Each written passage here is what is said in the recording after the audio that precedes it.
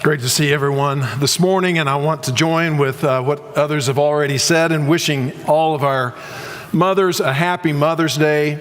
It is a wonderful thing to celebrate our mothers for the people they are and for all the things that they do, and I'm grateful that our country wants to set aside a day to do that. And as Jarrett said at the last hour, it can be a bittersweet day. I have some of those feelings myself. My mother no longer remembers me, but I remember her, and I remember all the acts of love and kindness and sacrifice that she made on my behalf throughout her life, and most importantly, God remembers all of them as well. And one day, all of her memories that have faded will be restored, and we will have great joy in the presence of the Father. And every hurt that we experience in this world and sorrow that we suffer is going to be made right. And I hope that you never lose that hope. It's a terrible thing to try to live in this world without hope. But we have great hope in our Lord Jesus Christ. Well, in addition to the many, many good news things that Scott had to share with us, I have one more bit of good news before we launch into today's sermon. Clint Stinson is going to be working with us for the 12 weeks of his summer break as an intern here, preacher in training. And he is between his sophomore and junior years at FC. He'll be returning there in the fall, but we are really excited. We've already spent 1 week working with him, and he's just soaking it up, and we are grateful for his heart and for the desire that he has to increase his abilities to be a minister of God's Word and His grace to others. So please encourage Clint. He's one of our own, and we're just so grateful for him. Well, we're in a series of lessons, right in the middle of a series of lessons on the Sermon on the Mount that we've called the narrow path. It's a narrow path that leads into the expansive life in the kingdom of heaven. A kingdom of heaven that's not something that we're just waiting on to inhabit in the future, but it's God's ways and God's will coming down and taking root in our lives, in our hearts, and being manifest in our world, even now as it is in heaven. And as we finish up this part of the sermon in chapter 5, we see Jesus is drawing a sharp contrast between two different kinds of righteousness, or two different ways of trying to justify oneself or be found right in the sight of God. He puts it this way in chapter 5, verse 20, which really sets up a series of contrasts that we're working through right now. He says, speaking to his disciples, unless your righteousness goes beyond that of the scribes and Pharisees, you will never enter the kingdom of heaven. You'll never know what it's like to experience this expansive life, this broad and joyous and full life in the kingdom of heaven, as long as you are trying to be right or justify yourself in the way that the scribes and Pharisees are going about this. One of my great concerns is that many, many Christians today are still trying, maybe sincerely so, but still trying to be righteous or justified in the sight of God in the same way that the scribes and the Pharisees were trying to do so. And we must get beyond that. We'll never experience this expansive kingdom here or later until we learn to receive the love of our Father in heaven in such a manner that it changes and reorients the way that we treat other people and see ourselves and experience the joy and the fulfillment that comes from dwelling in His kingdom. Now, we've already seen the difference in this way of justifying ourselves or being righteous in God's sight through a series of contrasts. First, in regards to our anger, how we manage and deal with our anger. The way the Pharisees did that and the way Jesus teaches us are two totally different ways.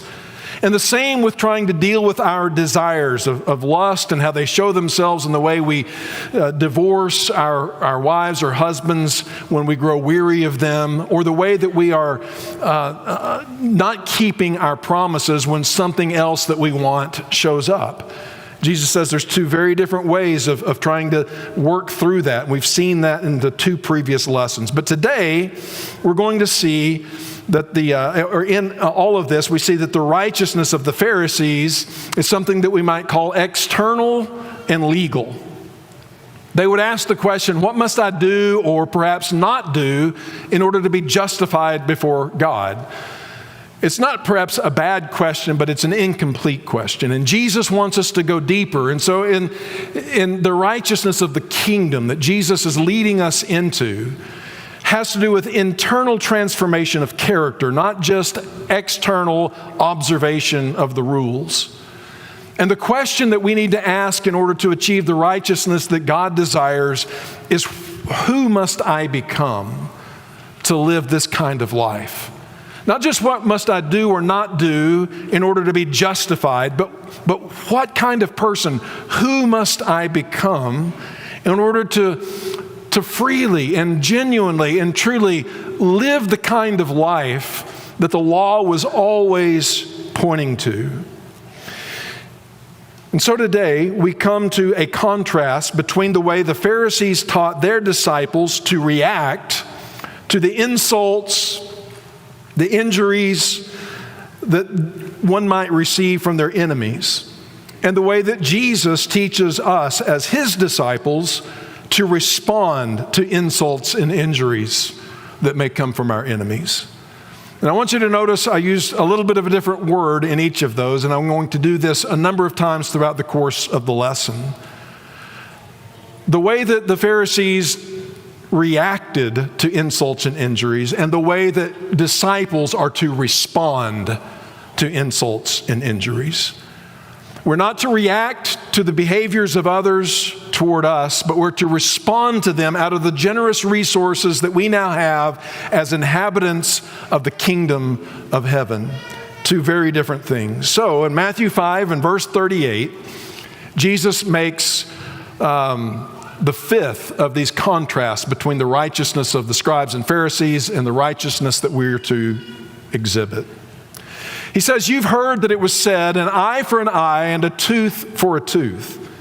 This is the lex talionis, the law of retaliation. It's stated 3 times in the Old Testament and is generally this day misunderstood. It was intended to accomplish 2 things. Number 1, it was always given in a legal context. That means that it was given to provide judicial guidance to judges and authorities in their efforts to administer justice. It was never given to authorize individual or vigilante justice. And secondly, it was given in order to prevent excessive retaliation. In other words, an eye for an eye meant that the punishment must fit the crime. Because in our human nature, in our flesh, what we want to do is when you injure me, I want to not get even, I want to get ahead. You take out one eye, I want to take out 2 eyes. You break my finger, I want to break your arm. You take something from me, I'm going to take more from you. And so this lex talionis, this eye for an eye, was given for judges to use in governing their people so that the punishments that were delivered were in accordance with the crime that had been committed. So it was intended to prevent the escalation of violence. But it would seem from what Jesus says here that the Pharisees were interpreting this as permission to get revenge for personal insults and injuries. At least that was the way it was being popularly used in Jesus' day. And isn't it true that you still hear people using it that way? Eye for an eye. You did it to me. Bible says eye for an eye. Now I get to exact my pound of flesh in response to or in retaliation to the injury that I just received or the insult that I just received from you. But that's not that's not the righteousness that we must have or seek in order to experience God's rule and reign, His kingdom in our life. And so in Matthew 5 and verse 39, Jesus says, in contrast to what you have been told, I say to you, do not resist the one who is evil. Perhaps could be better translated, do not retaliate against the one who is evil. Now, many take this as an absolute law, and it's a mistake to do so. Christians, and woodenly applied, Christians who do this take a position of absolute pacifism, that you must never in any case respond or oppose an evil person in any way. You must not therefore go to war. You must not exercise self-defense. If you are subject to domestic abuse, you just have to take it. Some even have gone so far as to say it's wrong, it's a violation of Jesus' commandment to put a lock on your door because that would be resisting an evil person. But that's absurd. Unbelievers interpreting it the same way, like Marx and Nietzsche, say that it is absurd, it's impractical, and it's a slave morality. But the words of Jesus must be interpreted in a way that is consistent with the actions of Jesus. The words of Jesus must be interpreted consistently with the actions of Jesus. And Jesus' entire ministry was one of resisting evil. I won't take the time to read the whole thing. I couldn't see it if I wanted to. But Henry Fosdick, the early 20th century preacher, said that if that's what Jesus means, then it's a miracle that one who was such a milquetoast could have ever gotten himself crucified. But the fact of the matter is that Jesus inspired such loyalty in his followers that they would be willing to die for him, and such violent opposition in his enemies that they could not rest until they killed him. He drove out money changers in the temple, turning over their tables and driving them out with a scourge that he had made. He cast out demons. He gave withering rebukes to the Pharisees for their hypocrisy. And so as we interpret the words of Jesus, we must do so in light of the actions of Jesus, and they must be reconciled. And so if Jesus is not telling us to be doormats, we have to ask the question, what is he teaching us to do? And I believe the answer to that is he's simply telling us this: do not react, there's our word again, do not react like the scribes and Pharisees. Do not react in such a way that the evil in others produces evil in you. Do not react to the evil in others in such a way that you mirror the evil in them. And isn't that the easiest thing to do? You'll see this happen everywhere all the time. You see it in the political arena, you see it in the religious arena, and you see it in people's everyday actions in life. Somebody does something, and it provokes a response in their opponents that mirrors what they did. And in doing so, you're falling into a trap. You're allowing your actions to be determined by the actions of your enemy. And we better be careful who we choose for our enemies, because if we interact with them on that basis, over time, we're going to become a mirror image of our enemies. And it happens over and over and over again. And it's the easiest trap ever to fall into. But Jesus wants his followers to be free from that, to follow a narrow path that leads us into a much broader variety of responses, rather than just the fleshly reaction that allows the evil in others to become the evil in us. So we must not allow the ill will in our opponents to displace the goodwill in our hearts. And then Jesus brilliantly lays out 4 illustrations of how a kingdom-minded person might respond to a wide variety of injuries, insults, and difficulties. Now again, these are not laws. I'm going to repeat that, and I hope to prove that as we work our way through them. They are creative and godly alternatives to the worldly minded way of reacting. Let me say that again. Jesus gives us a series of creative and godly responses that a kingdom-minded person might have as available options to him, as opposed to the prevailing attitudes and actions and reactions in the world we inhabit. So if you take them as laws, you're going to run into a problem very quickly. Two problems, really. First, you're going to find yourself insulted or injured in a way that is not exactly like one of the four ways that Jesus mentions, and you're not going to know what to do. I don't have a law for this.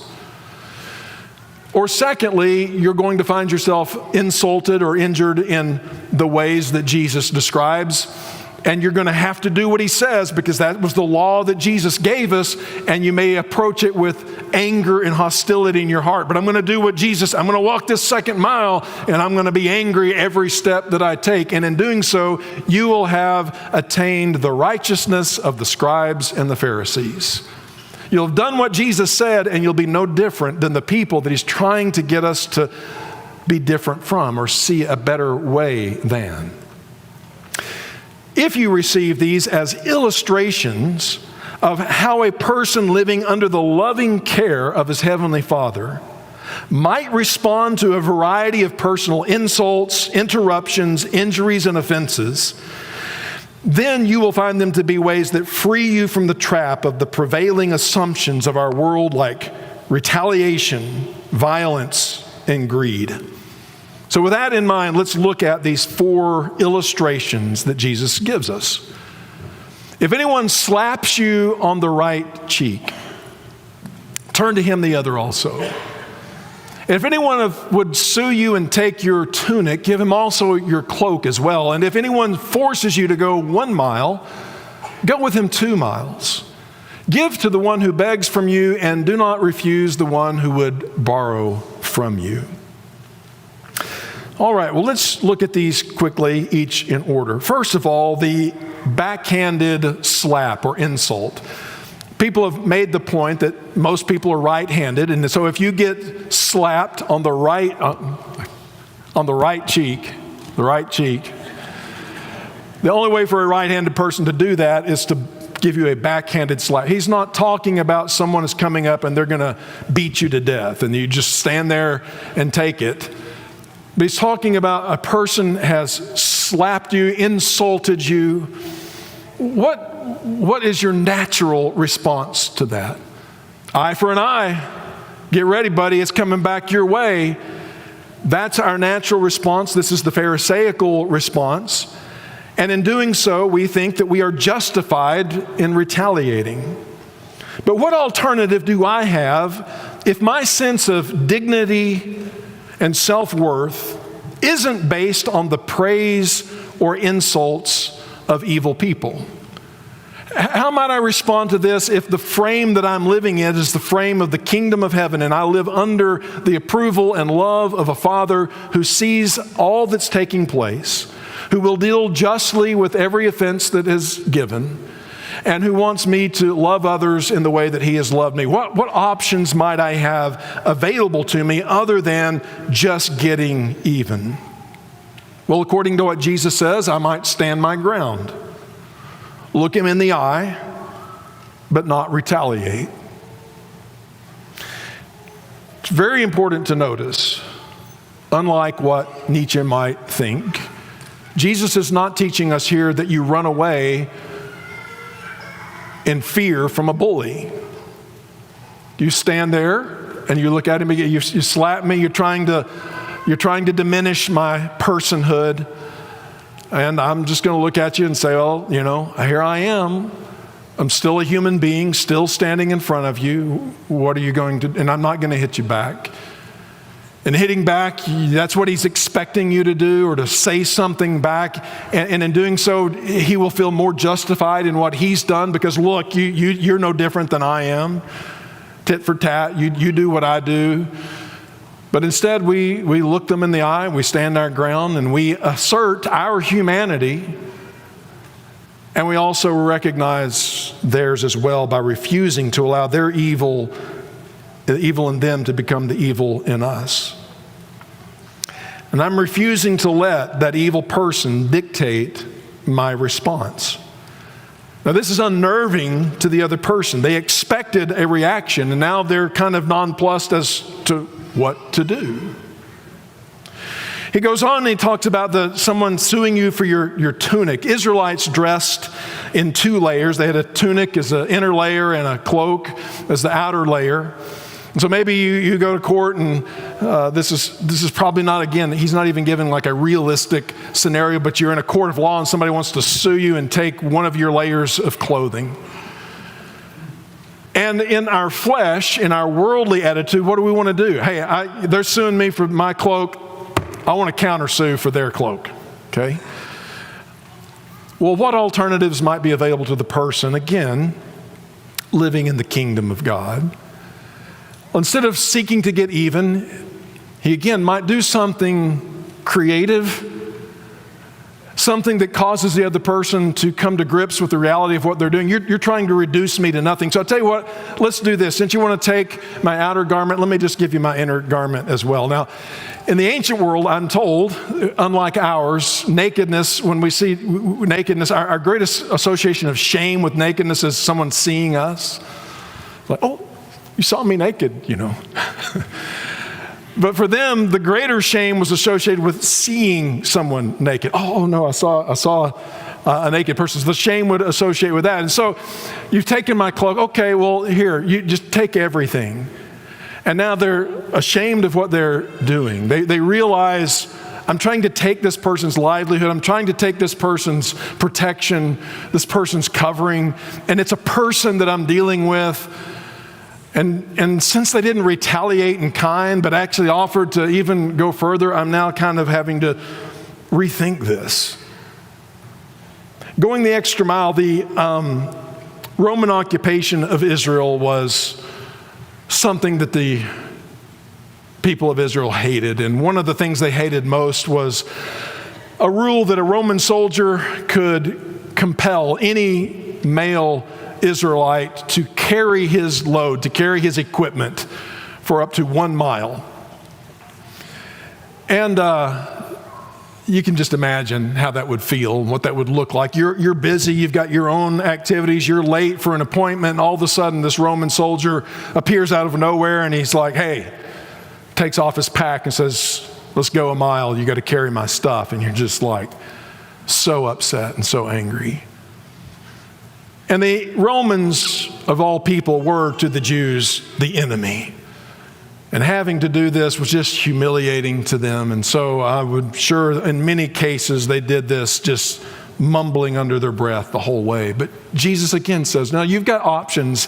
Now that you live under the expansive domain of heaven, and the Father's love has filled your heart, and you see how many extra miles Jesus has traveled in order to meet you where you are and carry your load as far as it needs to be carried.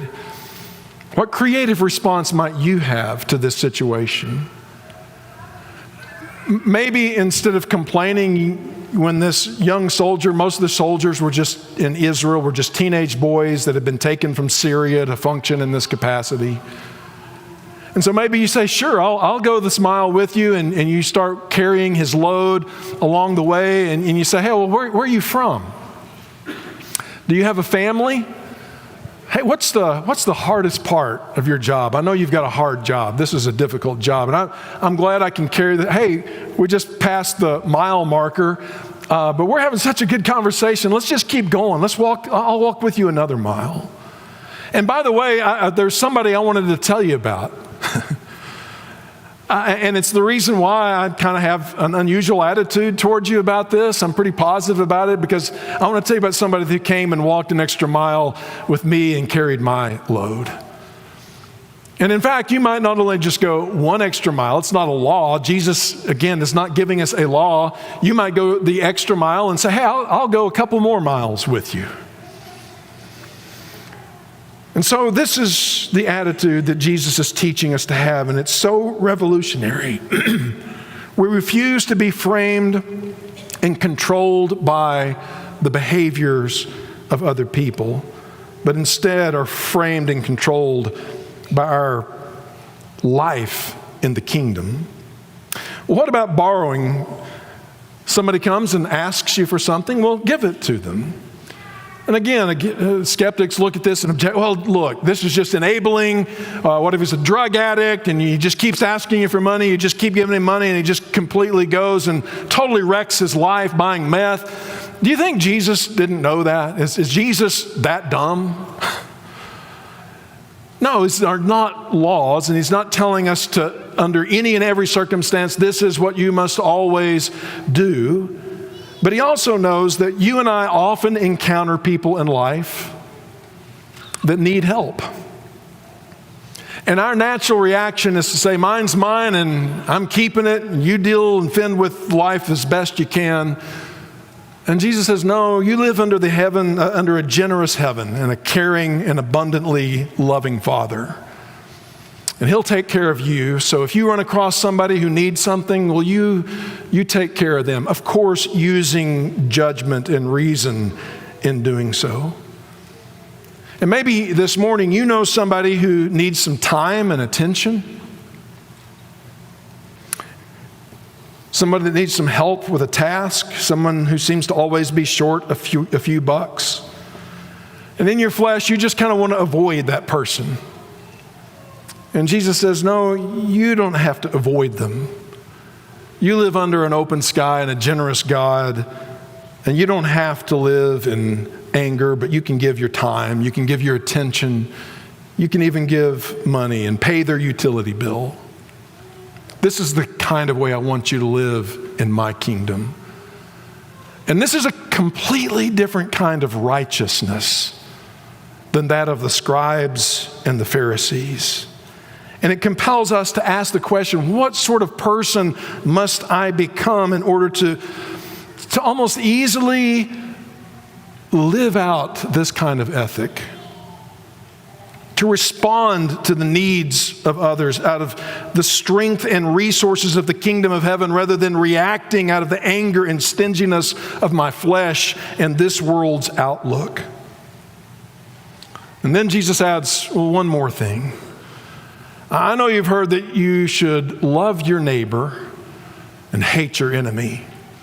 But I say to you, love your enemy and pray for those who persecute you.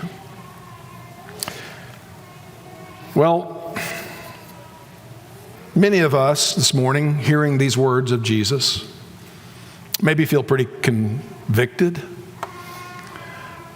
Maybe there was an incident at home this morning or last week between you and your husband or wife or kids or your siblings, your roommate. And one of them did something that kind of set you off. Maybe what they did wasn't right. Maybe there was a little bit of evil in them and what they did to you. And how did you respond to that situation?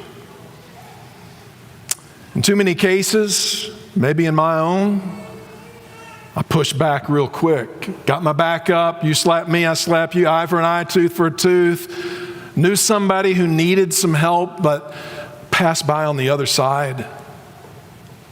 I lived like I'm living in this stingy world where it's a zero-sum game, and I've got to keep what's mine, got nothing to share, got to push back in order to show that I'm tough. And every response or reaction on my part is just a mirror image of whatever's done to me. And I think that this is freedom, but it's actually being enslaved and controlled by the behaviors, words, actions, insults, and injuries of others. But Jesus would lead us down a narrow path, because few people will go here, that leads us into an expansive world of possibilities. Creative responses that we might have that would show and reveal the generous love and care of our Father who's ruling and reigning in our life. How did you respond when your opportunity to do that came? Well, maybe you're here and you're not even a believer or follower of Jesus, and you're kind of like some of these skeptics of old and just saying, this whole ethic is just ridiculous, it's absurd, nobody can do that. Well, I would say to you that you're in good company. I'd say that because I can't see any evidence in my Bible that anybody listening to Jesus say these words in the Sermon on the Mount as he began his ministry took anything he said seriously. Even his disciples who were sitting at his feet heard the words that Jesus said, and they were taking their notes, and they were nodding their heads, and then they went away and ignored everything that he said. I don't see anything in my New Testament that indicates to me that any one of them really thought that what Jesus had to say was practical, applicable, meaningful, or that applied to them in any real way. Because not only did Jesus teach this at the beginning of his ministry, this was the seed of the kingdom. This is the message, scholars think, that Jesus was preaching everywhere he went. This is the good news of the kingdom. A way that you can live your life that's so different and as an alternative to the world. And he's preaching that, and they're listening to him preach it over and over and over again. And then at the end of his ministry, it says in Luke chapter 9 that the time came, the time approached for Jesus to be taken up to heaven. He's going to die on a cross, be put in the tomb, and raised again the third day. And the time had come, and he knew that the time had come. And so Jesus resolutely set out for Jerusalem. Some translations say he set his face to go toward Jerusalem. And as he makes up his mind resolutely to go to Jerusalem, he's going to pass right through Samaria. He's not going to go around it like a lot of people do. He's going to walk right through Samaria, this place where their enemies lived. And he sent some messengers, it says, out ahead of him. Got to make plans. They didn't have hotels in those days, but we need a place to stay. We're going to need some food to eat. So you go ahead of me and tell them, there's 30 of us coming, or however many there were, and make things ready for us in this Samaritan village. And so they got there to get things ready for him, but the people there did not welcome him because he was headed for Jerusalem. It was Passover, and him going to Jerusalem for the Passover indicated, because of their religious differences, that Jesus was siding with the idea that the place of worship was at the temple in Jerusalem, not Mount Gerizim, and they didn't want anything to do with it. If he's gonna side with the Jews and he's going down to Jerusalem, you're not welcome here, Jesus. And that's an extreme thing, because hospitality meant everything to people in the ancient world. But they stiff-armed Jesus and said, keep on moving, you're not welcome here. Now there's a stimulus, there's an action, there's an evil action. And all the things that Jesus had been teaching for 3.5 years, that his disciples had been there note-taking and nodding their head about, is now having an opportunity to be applied. How are you going to respond to your enemies who've insulted you? Well, one of them, named James and his brother John, called the Sons of Thunder. They said, Lord, do you want us to call down fire from heaven to destroy them? Jesus, I got an idea. They've insulted you. I know exactly what we need to do. Let's just exercise some of that royal authority and power that you have, and let's turn this Samaritan village into a smoking crater. That'll teach them a lesson. Jesus said, no, John, we're not going to call down fire from heaven. Instead, he rebuked them. Then he told his disciples to, go on ahead to another village and we'll stay there. We're not going to return insult for injury. We're not going to go beyond the law of retaliation and do worse to them than what they've done to us, to teach them the lesson, to show them who we are. We're just going to pass on and go to the next village. And when they finally get to Jerusalem, the day comes that Jesus is betrayed, and they send soldiers, a detachment of soldiers out to arrest him, because they expected he would do what everybody else does in this world. They're going to rise up and they're going to fight when they come to take Jesus. And when they get there, one of them reaches out to take Jesus, and Peter's ready. Peter's got a sword. And he swings for the guy's head. The guy ducks just in time and he shaves off his ear. Don't touch Jesus, I'll kill you. You touch us, we're going to touch you back. For 3.5 years, Jesus has been teaching this. They've been taking notes. And at this point, Jesus has got to think, I must be the worst teacher that's ever lived. My students who've been with me hearing this every day for 3.5 years on my way to Jerusalem are trying to call down fire from heaven to destroy the Samaritans and take off the heads of those who are reaching out to touch me. And Jesus goes away with those who had come to take him, where he is falsely accused, slandered.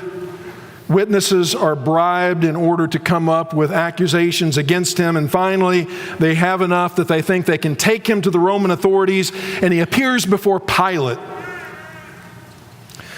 And Pilate begins curiously to ask Jesus a series of questions. Why do they hate you so much? What wrong have you done? And none of his questions are really good questions, and Jesus is just silent, not answering. And so Pilate says to him, do you refuse to speak to me? Do you know who I am? Don't you realize I have the power to free you or to crucify you? And Jesus answered, you would have no power over me if it were not given you from above. And there seems perhaps to be some double meaning here, and I think maybe at first Pilate thinks, oh, you're trying to minimize me. You're trying to say that I'm just a lackey of Rome, and without them I couldn't do anything. But as he thought about it, or maybe the way Jesus said it, he began to realize he's not talking about the emperor. He's not talking about Rome or the empire. He's talking about a power over me that's far, far greater than that. And Jesus is indicating that this power dynamic between me and Pilate he's couching that in a far, far greater framework than what I have imagined. And that maybe I don't have quite as much power over Jesus as I thought I did.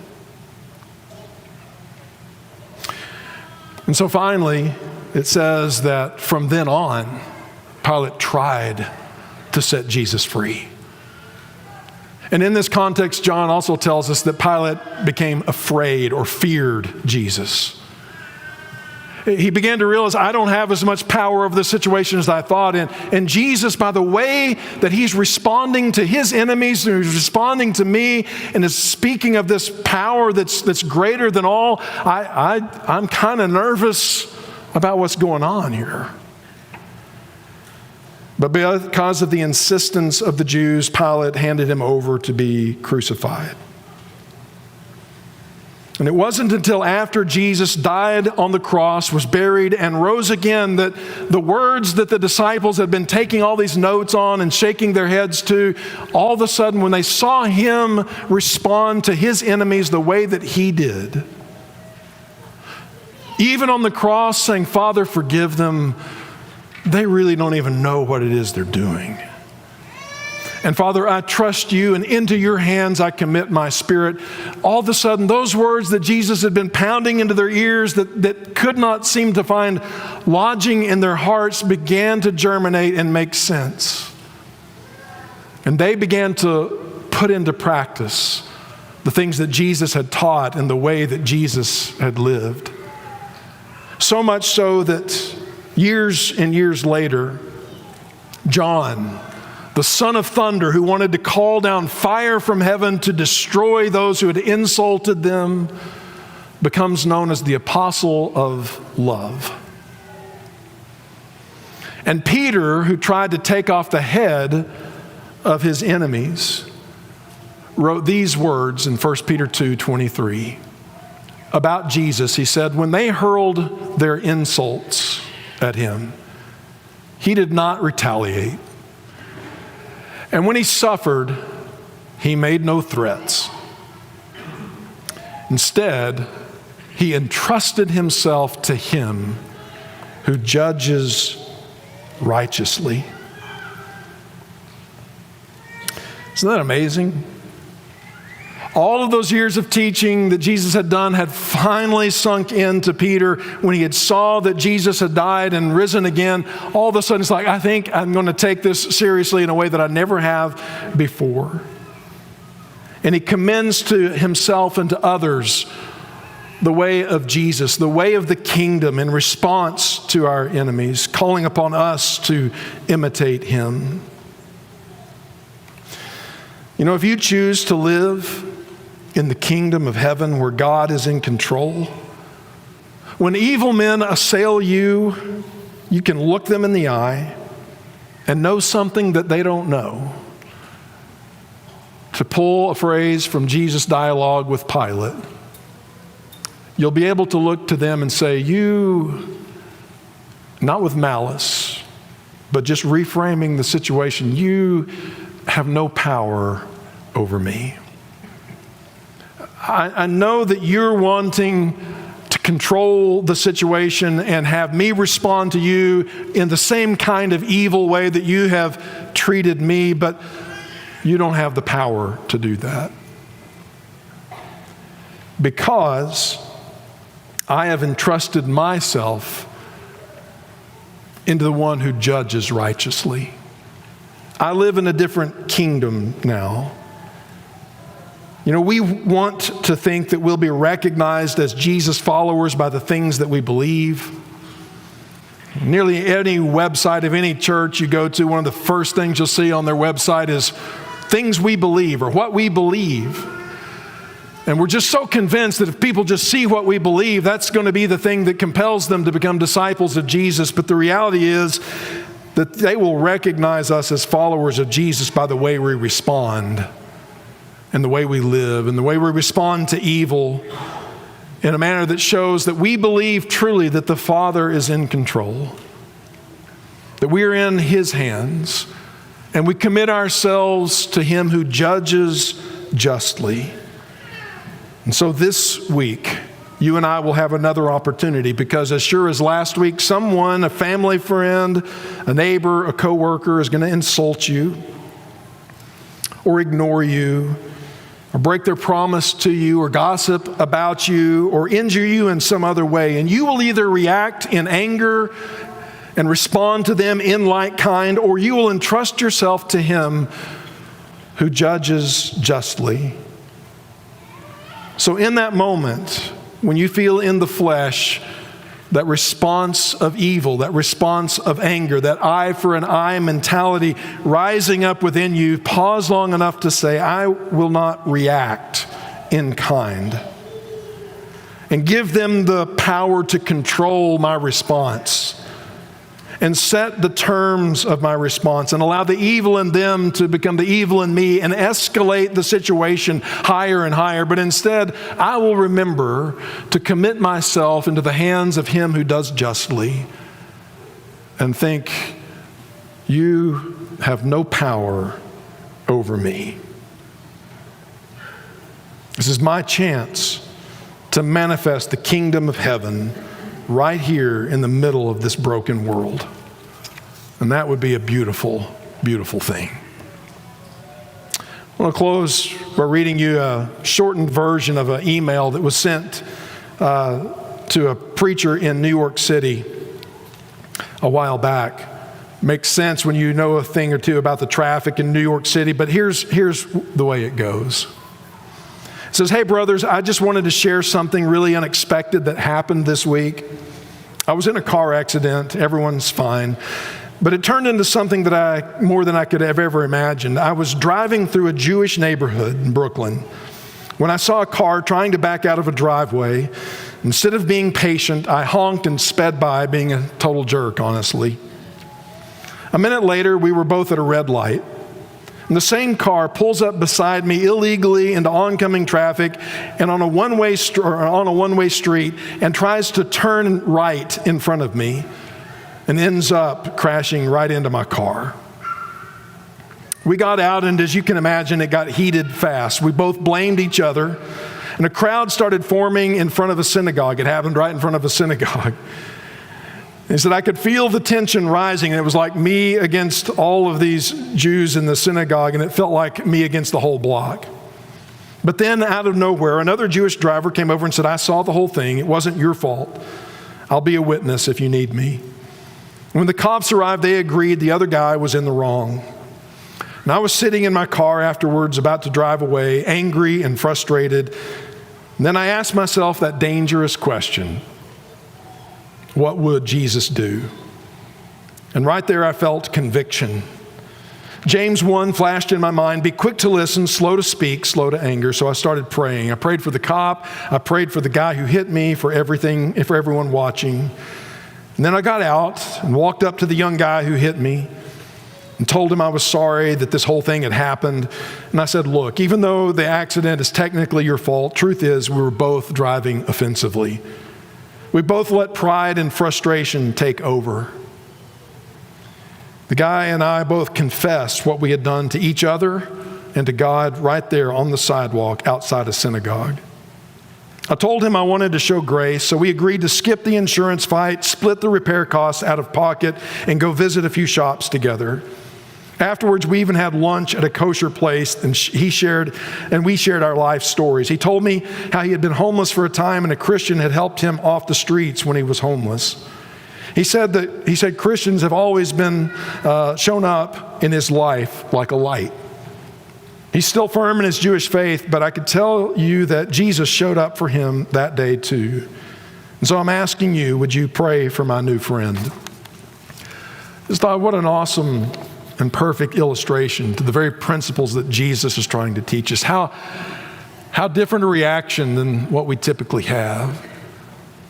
But Jesus is wanting us to follow that narrow path that leads into a kingdom full of alternative options that would reflect the love of the Father into a broken, violent, greedy world, controlled by that frame. But as citizens of the kingdom, we don't have to live it in anymore.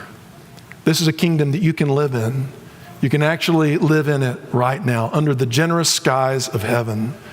Jesus offers it to you. And if this morning you want to come and claim him as your Lord and Savior, he will walk with you a second, a third, 100th mile, as long as it takes, carrying your burden until you are able to manifest with ease the kind of love that he teaches us to have, a righteousness completely different from that of the scribes and the Pharisees. If we can help you in any way respond to that by baptism, or if you just need the prayers of the church, whatever your need, well, let us know while we stand and while we sing.